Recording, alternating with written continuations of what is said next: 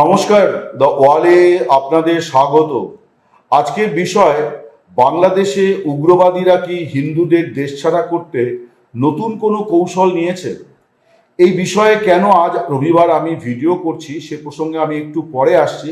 আমি তার আগে আপনাদের বলতে চাই যে প্রশ্নটি দিয়ে আমি ভিডিওটির সূচনা করলাম, এই প্রশ্নটি কিন্তু বিগত বেশ কিছুদিন ধরে বাংলাদেশে সংখ্যালঘুদের হিন্দুদের যে সংগঠনগুলি আছে, এখন প্রায় 7-8টি সংগঠন খুব সক্রিয়ভাবে আছে। তার মধ্যে বৃহত্তম সংগঠন অবশ্যই বাংলাদেশ হিন্দু বৌদ্ধ খ্রিস্টান ঐক্য পরিষদ এবং বাংলাদেশ পূজা পরিষদ। এই দুটি সংগঠনের 64 জেলাতেই কমিটিও আছে। এরা ছাড়াও আরও যে সংগঠন, তাদের একাধিক সংগঠনের নেতা, তাদের সঙ্গে আমার যে কথাবার্তা হচ্ছিল বিগত কয়েকদিন ধরে, তার মধ্যে এই প্রসঙ্গটি তারা অনেকেই আনছিলেন যে হিন্দুদের দেশছাড়া করা, সংখ্যালঘুদের দেশছাড়া করার একটা নতুন মেটিকুলাস ডিজাইন বাংলাদেশে গ্রহণ করা হয়েছে, উগ্রবাদীরা গ্রহণ করেছে। এবং এই উগ্রবাদীরা অতীতের মতোই এখনো সমস্ত রাজনৈতিক দলেই আছে, রাজনৈতিক মদতপুষ্ট তারা। এবং তারা এখন ইদানিং যেভাবে সংখ্যালঘুদের টার্গেট করছে, সেটা কিন্তু খুব প্রচলিত সাম্প্রদায়িক সহিংসতা নয়। অর্থাৎ সবগুলোই যে একেবারে সরাসরি সাম্প্রদায়িক কারণে হত্যা করা হচ্ছে এই রকমটি নয়, বরং একদম সাধারণ ঘটনা, অর্থাৎ খুন খারাপি, রাহাজানি, ছিনতাই এইরকম। কিন্তু সেখানে দেখা যাচ্ছে যে সংখ্যালঘু, বিশেষ করে হিন্দু সম্প্রদায়ের মানুষের ওপরে আক্রমণের ঘটনা তুলনামূলকভাবে অনেক বেড়ে গিয়েছে। আজকে রবিবার সকালে যে মর্মান্তিক ঘটনাটির কথা সকলেই জানেন, সেটি হচ্ছে যে বাংলাদেশের উত্তর প্রান্তের জেলা রংপুরের সদর শহরে গণপতি চক্রবর্তী, তিনি এবং তার পরিবারের আরও 3জন, তার স্ত্রী, তার কন্যা এবং তার পুত্র, সব মিলিয়ে 4 জনের মৃতদেহ শনিবার একটু বেশি রাতে পুলিশ উদ্ধার করেছিল। গণপতি চক্রবর্তী তিনি রংপুর জেলা স্কুলে শিক্ষকতা করতেন এবং শিক্ষকতা শেষে তিনি রিটায়ার করার পরে তিনি রংপুর শহরে হোমিওপ্যাথির চেম্বার খুলেছিলেন। তিনি দীর্ঘদিন ধরে হোমিওপ্যাথি চিকিৎসার চর্চা করেন এবং তার চেম্বারে যথেষ্ট ভিড় হয়। এবং তিনি রংপুর শহরে, রংপুর জেলাতেও তার একটা পরিচিতি আছে, অর্থাৎ গণপতি চক্রবর্তীকে মানুষ এক ডাকে চেনেন। তিনি, তার স্ত্রী, তার কন্যা, তার পুত্র, তারা একটি 3তলা ভবন, তাদের রংপুরের নিজস্ব বাড়ি, সেই বাড়িতে তারা বাস করতেন। শনিবার যেটা দেখা যায় যে প্রতিবেশীদের খানিকটা ধারণা হয় যে এই পরিবারের কোনো হাকডাক শোনা যাচ্ছে না, কাউকে দেখা যাচ্ছে না, কি ব্যাপার, এবং একটা দুর্গন্ধও আসছিল। ফলে কিছু প্রতিবেশী তারা যান, গিয়ে দেখেন যে দরজা বন্ধ এবং তারপরে তাই বাইরে থেকে তালা দেওয়া। পুলিশকে তারা খবর দেন, পুলিশ ঘর ভেঙে তারপরে 4টে দেহ উদ্ধার করেছে। এই ঘটনার পরে পুলিশ যেটা বলেছে যে তারা খুব দ্রুততার সঙ্গে এই ঘটনার তদন্তে অনেক অগ্রগতি তাদের হয়েছে। তারা 2জনকে তারা গ্রেপ্তার করে এবং তারা বলা হচ্ছে যে এরা মাদকাসক্ত এবং এরা পাশের বাড়িতে, একটি নির্মীয়মান বাড়িতে বসে প্রথমে ইয়াবা, নেশার বস্তু ইয়াবা সেবন করছিল। তারপর সেখান থেকে ছাত্রকে তারা গণপতি চক্রবর্তীর বাড়িতে আসে এবং গণপতি চক্রবর্তী ছাদের আওয়াজ পেয়ে তিনি ছাদে আসেন। তখন তাকে তারই গায়ে জড়ানো গামছা পেঁচিয়ে, গলায় পেঁচিয়ে হত্যা করা হয় এবং তারপর তার সন্ধানে তার স্ত্রী আসেন, পর্যায়ক্রমে পুত্র, কন্যা আসেন, প্রত্যেককেই একইভাবে হত্যা করা হয়েছে, এইটি পুলিশের বক্তব্য। এবং ধৃতরা তারা কিন্তু সংখ্যালঘু বা অন্য কোনো সম্প্রদায়ের নয়, তারাও হিন্দু সম্প্রদায়ের, অন্তত পদবি দেখে তাই মনে হচ্ছে। কিন্তু আমি অনেকের সঙ্গে কথা বলছিলাম, তারা অনেকগুলি প্রশ্ন তুলেছেন। তারা বলছেন যে যারা ইয়াবা, একটা বেআইনি নেশা বস্তু, এটা যারা সেবন করবে তারা একটা ফাঁকা বাড়ি, নির্মীয়মান বাড়ি, সেটাই তাদের জন্য ভালো জায়গা। তারা কেন ছাত্রকে গণপতি চক্রবর্তীর বাড়িতে আসবে? এবং কেনই বা এই জাস্ট একজনকে দেখে ফেললো বলে তারা 4টে মানুষকে খুন করবে? এই বিষয়টি কিন্তু অনেকেই মানতে চাইছেন না এবং অনেকে বলছেন যে এই যে 2জনকে গ্রেপ্তার করা হয়েছে, এরা গরিব মানুষ কিন্তু নিরীহ মানুষ, এবং এই দুটি কারণেই তাদেরকে দ্রুততম সময়ের মধ্যে গ্রেপ্তার করে পুলিশ একটা বাহাদুরি দেখানোর চেষ্টা করছে। কিন্তু আসলে এটার পেছনেও কিছু উগ্রবাদী শক্তি, মৌলবাদী বা শক্তি, তারা এর পেছনে কাজ করছে এবং তাদের উদ্দেশ্যই ছিল যে, যেটা আমি গোড়াতে বলছিলাম, যে ওই শহরে, এবং আপনারা জানেন যে রংপুরে কিন্তু প্রচুর পরিমাণে সংখ্যালঘু সম্প্রদায়ের মানুষ, বিশেষ করে হিন্দু সম্প্রদায়ের মানুষ, তারা বিপুল সংখ্যায় বাস করেন এবং ওই শহরে তাদের ব্যবসাপত্র আছে, তারা ভালো প্রতিষ্ঠানে চাকরি করেন, তাদের অনেকেই সম্পন্ন পরিবার, তাদের অর্থকড়ি আছে, সোনাদানা আছে, জমি জায়গা আছে।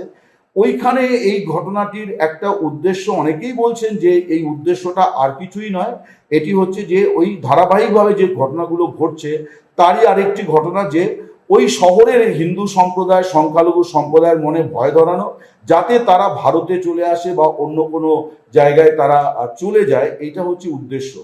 আওয়ামী লীগ আজকে সন্ধ্যেবেলা একটা বিবৃতি দিয়েছে, তারা আবার বলেছে যে এটা বিএনপির যে সিন্ডিকেট এবং চাঁদাবাজির চক্র, সেই চাঁদাবাজি চক্রের কাজ, তারা গণপতি চক্রবর্তীর কাছে মোটা টাকা মানে চাঁদা দাবি করেছিল, তিনি সেটা দিতে রাজি হননি এবং সেই কারণে, এবং তাকে টার্গেট করা হয়েছিল এই জন্যে যে তারও কিছু পয়সা কড়ি আছে এবং তিনি রিটায়ার করার পর মোটা টাকা পেয়েছেন এবং হোমিওপ্যাথির যে চিকিৎসা তিনি করেন তাতেও তার যথেষ্ট পসার আছে।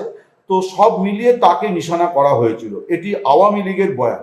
কিন্তু আমি সংখ্যালঘু সম্প্রদায়ের যারা মানুষ, যারা নেতৃস্থানীয় মানুষ, তারা কেউ এখনই মানে প্রাতিষ্ঠানিক পরিচয় দিয়ে সামনে আসছেন না।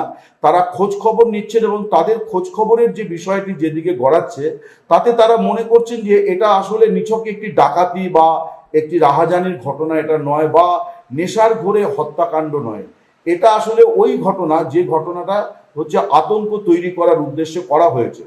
সম্প্রতিকালে আরো বেশ কিছু ঘটনা ঘটেছে, তার মধ্যে চট্টগ্রাম বিশ্ববিদ্যালয়ের কম্পাউন্ডে অল্প দিনের ব্যবধানে, অর্থাৎ এই জুলাই মাসের শেষ এবং আগস্ট মাসের শুরুর মধ্যে, তিনটি মেধাবী ছাত্র, ইঞ্জিনিয়ারিং এর ছাত্র, তারা মানে চট্টগ্রামের যে প্রযুক্তি বিশ্ববিদ্যালয়, সেই বিশ্ববিদ্যালয়ের পুকুরে ডুবে মারা গিয়েছে। এখানেও অনেকে মনে করছেন যে এটা আসলে পুকুরের ভেতরে কেউ আগে থেকে ডুব দিয়েছিল, যারা তাদের পা টেনে ধরে এই হত্যাকাণ্ড ঘটিয়ে থাকতে পারে। কারণ শুধু শুধু তিনটি ছেলে, তারা সাঁতার জানে, তারা সাঁতারে পটু, অথচ তাদের কিছুক্ষণ পর দেখা গেল যে তাদের বন্ধুরা অপেক্ষা করছে, কিন্তু তাদেরকে আর পাওয়া যাচ্ছে না এবং কিছুক্ষণ পরে তাদের মৃতদেহ ভেসে উঠেছে। তো এই যে ঘটনাগুলো ঘটেছে, এই ঘটনাগুলো থেকেও অনেকে মনে করছেন যে এটা একটা মেটিকুলাস ডিজাইন, নতুন ধরনের ডিজাইন, অর্থাৎ দুর্ঘটনা, সাধারণ যে প্রচলিত খুন, রাহাজানি, এই সমস্ত কিছু করা হবে, কিন্তু আসল উদ্দেশ্য ভয় ধরানো। আমি আরেকটি ঘটনা আপনাদেরকে বলি। কুমিল্লার চান্দিয়াতে জাস্ট কিছুদিন আগেই বীণা রানী রায়, তাকে, তিনি সন্ধেবেলা ঘরে বসে টিভি দেখছিলেন, এই সময় কিছু দুর্বৃত্ত ঢুকে তাকে পিটিয়ে হত্যা করলো। মানে তার হত্যাকাণ্ডের ক্ষেত্রে কিন্তু কোনো রকম চুরি, ছিনতাই, রাহাজানি এই রকম কিছু ঘটেনি, জাস্ট তিনি একা বাড়িতে আছেন এইটা তারা জানতো এবং ঢুকে পিটিয়ে হত্যা করে আবার তারা বেরিয়ে যায়। সম্প্রতি আরো বেশ কিছু ঘটনা ঘটেছে, যেমন খুলনার আড়ংঘাটার থানা এলাকার কুণ্ডুচন্দ্র বিদ্যালয়ের ব্রিজের কাছে দলিল লেখক, একজন দলিল লেখক, তার নাম পঙ্কজ রায়, তাকে এমন বেধড়কভাবে মারধর করা হয়েছে যে তিনি এখন শয্যাশায়ী। এরকম অনেকগুলি ঘটনা কিন্তু সাম্প্রতিক অতীতে ঘটেছে, যেগুলোকে সরাসরি সাম্প্রদায়িক সহিংসতা বলা যাবে না, অর্থাৎ মুসলিম সম্প্রদায়ের মানুষ হিন্দু সম্প্রদায়কে মারছেন, এটা বলা যাবে না। কিন্তু যারা এই ধরনের মানে ধর্মীয় সংখ্যালঘুদের সংগঠনগুলি চালান, তারা তাদের জেলা এবং আঞ্চলিক স্তরের কমিটির কাছ থেকে যে ইনপুটস পাচ্ছেন এবং গোয়েন্দা বিভাগের একাংশের কাছ থেকেও তারা যে ধরনের খবরাখবর পাচ্ছেন, সেটা হচ্ছে নতুন ডিজাইন, অর্থাৎ এমনভাবে মারা হবে যাতে সরকারের বিরুদ্ধে কোনোভাবেই সাম্প্রদায়িক সহিংসতা বন্ধ না করতে পারা বা সাম্প্রদায়িক সহিংসতা, হত্যার অভিযোগ থেকে সরকার যাতে মুক্ত থাকতে পারে, এইরকম একটা পরিকল্পনা নেওয়া হয়েছে বলে মনে করা হচ্ছে। এমনিতেই বিএনপির যে এই যে সদ্য তারা 6 মাস পেরিয়ে মানে 7 মাসে পড়েছে তারেক রহমানের সরকারের, প্রথম যে 6 মাস তার মধ্যে 15 দিন মতন, অর্থাৎ 15 দিন মতন বিগত ইউনূস সরকারের জমানা ছিল। কিন্তু এই যে 2026-এর প্রথম 5.5 মাস যদি আমরা দেখি, তাহলে এই 5.5 মাসে বাংলাদেশে 40 জন হিন্দু সম্প্রদায়ের মানুষ খুন হয়েছেন। সেগুলির ক্ষেত্রে কিন্তু ওই রকম সাম্প্রদায়িক সহিংসতা, এবং পরবর্তীকালে দেখা যাচ্ছে যে কতগুলি আছে যে সরাসরি সাম্প্রদায়িক হিংসা নয়, সরাসরি সাম্প্রদায়িক কারণে হত্যা করা হয়নি, কিন্তু মানে অপরাধের বলি হয়েছেন 40 জন। অর্থাৎ যেখানে 92% মুসলিম সম্প্রদায়ের বা ইসলাম ধর্মাবলম্বী মানুষের বাস, হিন্দু এবং সংখ্যালঘু মিলে সংখ্যাটা এখন প্রায় 8%-এর কাছাকাছি, কেউ কেউ বলছেন যে সংখ্যা আরো কমে গিয়েছে। সেখানে মাত্র 5.5 মাসে 40 জন যদি সাম্প্রদায়িক হিংসার বলি হয়ে থাকেন, তাহলে সেটা একটা ভয়াবহ চিত্র। অথচ তারেক রহমান নির্বাচনে প্রতিদ্বন্দ্বিতা করার আগে সংখ্যালঘুদের সঙ্গে বৈঠক করে কথা দিয়েছিলেন সুরক্ষার। তিনি নির্বাচিত হয়ে আসার পর প্রধানমন্ত্রী হওয়ার মাস দেড়েকের মাথায় সংখ্যালঘুদের সংগঠনগুলির সঙ্গে মিলিত হয়েছিলেন, তখনও কথা দিয়েছিলেন সুরক্ষা দেওয়া হবে। কিন্তু দেখা যাচ্ছে যে সাম্প্রদায়িক সহিংসতার ঘটনা এবং সংখ্যালঘুদের ওপর হামলা, আক্রমণ, নির্যাতনের ঘটনা, এগুলি ইউনূস জমানাকেও ছাপিয়ে গেছে। অর্থাৎ নির্বাচিত সরকার আসলে পরে সকলেই ভালো থাকবেন এবং সংখ্যালঘুরা বিপুলভাবে প্রত্যাশা করেছিলেন যে বিএনপি ক্ষমতায় এলে জামায়াতে ইসলামীর আক্রমণ থেকে তাদেরকে রক্ষা করবে। তাই তারা দল বেঁধে, যারা অতীতে আওয়ামী লীগকে ভোট দিয়েছেন, অনেকেই আছেন এই প্রথমবার বিএনপিকে তারা ভোট দিয়েছেন, কারণ বিএনপি সম্পর্কেও তাদের অভিজ্ঞতা অতীতে ভালো নয়। 2001 থেকে 6 বাংলাদেশে সাম্প্রদায়িক সহিংসতার বৃহত্তম হত্যাকাণ্ড এবং নির্যাতনের ঘটনাগুলি ঘটেছিল। তাই নিয়ে অনেক কমিশন হয়েছিল, অনেক কিছুই হয়েছিল।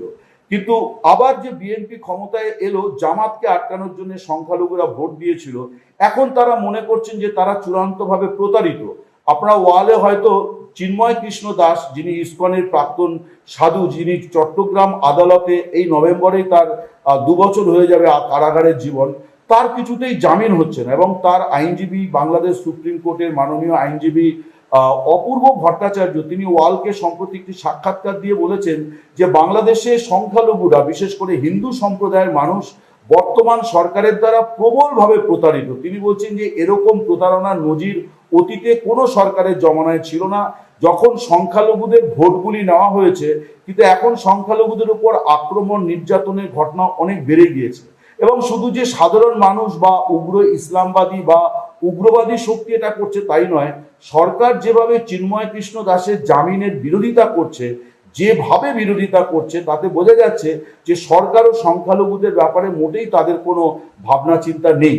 ফলে এই যে ঘটনাগুলো ঘটেছে পরপর, এবং আমি বলছিলাম যে প্রথম 5.5 মাসে 44 জন, অর্থাৎ তারেক রহমান প্রধানমন্ত্রী হওয়ার পরে 5.5 মাসে 44 জন হিন্দু সাম্প্রদায়িক সহিংসতার শিকার হয়েছেন। এবং সংগঠনগুলি বলছে সব ক্ষেত্রেই যে সরাসরি সাম্প্রদায়িক হিংসার মধ্যে যুক্ত ছিল এমনটি নয়, সাধারণ ক্রাইম, কিন্তু নিশানা করা হচ্ছে সংখ্যালঘুদের, যাতে তারা মনে করছেন যে এইটা নতুন একটা চক্র, নতুন একটা ষড়যন্ত্র, নতুন একটা মেটিকুলাস ডিজাইন, যেভাবে সংখ্যালঘুদের দেশছাড়া করা যায়, তাদের সম্পত্তি থেকে বিচ্যুত করা যায়, তাদের জমি জায়গা, দোকান, ব্যবসা, এগুলি যাতে দখল করা যায়। এমনিতেই বাংলাদেশের ইউনূস সরকার এবং বর্তমান বিএনপি সরকারের জমানাতে দেখা যাচ্ছে যে শয়ে সংখ্যালঘু কর্মচারীকে আগাম অবসরে পাঠানো হচ্ছে, প্যানেল বাতিল করা হচ্ছে, যেহেতু সেখানে অনেক ভালো সংখ্যায় সংখ্যালঘুরা জায়গা পেয়েছিলেন, চাকরির প্যানেল বাতিল করা, এসব ঘটনা আছেই। ফলে রংপুরের ঘটনাটি নিয়ে পুলিশ খুব দ্রুততার সঙ্গে তদন্তের সাফল্যের দাবি করলেও আমি বাংলাদেশে বেশ কয়েকজন নাগরিকের সোশ্যাল মিডিয়া পোস্ট দেখছিলাম, তারা কিন্তু হিন্দু নন, তারা মুসলিম সম্প্রদায়, ইসলাম ধর্মাবলম্বী নাগরিক। তারাও প্রশ্ন তুলেছেন যে রংপুরের ঘটনাটা কি আদৌ এই মাদক সেবনকারীদের বেহুশ অবস্থায় হত্যা, এটা মোটেই তারা মানছেন না। তারা মনে করছেন যে একটা বড় কোনো সত্যকে আড়াল করার জন্য রাতারাতি পুলিশ এই দুজন, যারা আবার সম্পর্কে আত্মীয়, এই দুজন ব্যক্তি, তারা হিন্দু সম্প্রদায়ের মানুষ, দুজন ব্যক্তি, তার মধ্যে একজন মাছ বিক্রেতা আর একজন একটি সোনার দোকানে কাজ করেন, দুজন নিরীহ গরিব মানুষকে রাতারাতি পুলিশ গ্রেপ্তার দেখিয়ে গোটা ঘটনাটাকে চেপে যাচ্ছে।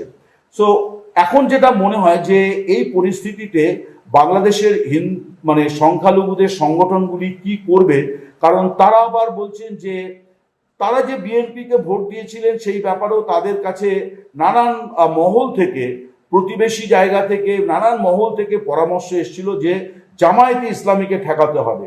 এখন তারা বলছেন যে যে প্রতিবেশীরা আমাদেরকে এই পরামর্শ দিয়েছিলেন, আমাদের উপরে এক প্রকার মৌখিকভাবে চাপ তৈরি করেছিলেন যে বিএনপিকেই ভোট দিতে হবে, তারেক রহমানকে প্রধানমন্ত্রী বানাতে হবে, সেই প্রতিবেশীদের কিন্তু কণ্ঠস্বর ততটা এখন আর জোরালো নয় যতটা তারা বাংলাদেশি হিন্দু বা সংখ্যালঘুদের উপর নিপীড়ন নির্যাতনের ঘটনায় মোহাম্মদ ইউনূসের বিরুদ্ধে তার জমানায় কথায় কথায় যখন তারা বিবৃতি দিয়েছেন, এখন কিন্তু সেই বিবৃতিও দেখা যাচ্ছে না।